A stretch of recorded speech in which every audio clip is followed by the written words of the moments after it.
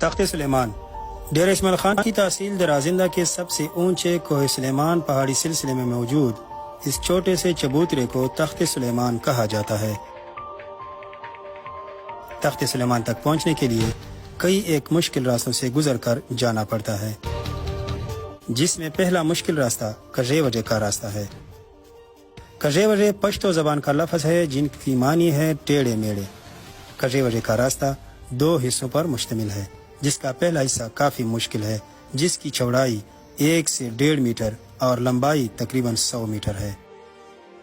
دوسرا حصہ اس پہلے حصے سے قدرے چوڑا ہے اور اسی وجہ سے زیادہ مشکل نہیں، مگر اس کے آخری کونے پر ایک بہت ہی خطرناک موڑ ہے، اور اسی وجہ سے اس راستے کو جانوروں پر سامان لے جانے کے لیے استعمال میں نہیں لایا جاتا، کیونکہ سامان سے لدے جانور کے لیے اس آخری تنگ موڑ سے گزرنا ناممکن ہے۔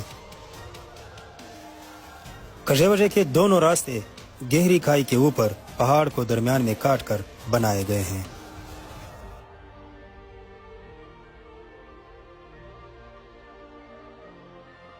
اس کژے وجے سے گزر کر باگٹا نامی گھاٹی آ جاتی ہے۔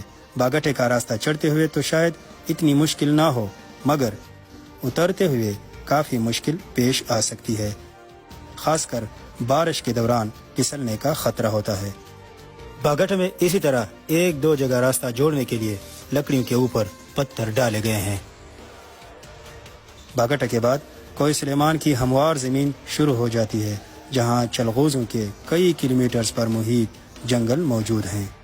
چلغوزوں کے ان گھنے جنگلوں سے اور گنگ نامی گھاٹی سے آگے آخری خطرناک راستہ، جس کی لمبائی تقریباً 30 میٹر تک ہے، کو پار کرنا ہوتا ہے، جسے ٹاپونا کہا جاتا ہے۔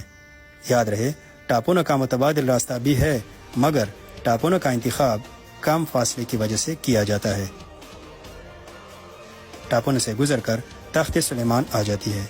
تخت سلیمان کوہ سلیمان پہاڑ کی سطح سے 2 سے 3 میٹر نیچے ہے، جس کے لیے کوئی باقاعدہ سیڑھی یا سہارا تو موجود نہیں، مگر پھر بھی اکثر سیاح تخت پر نفل پڑھنے کے لیے اترتے ہیں۔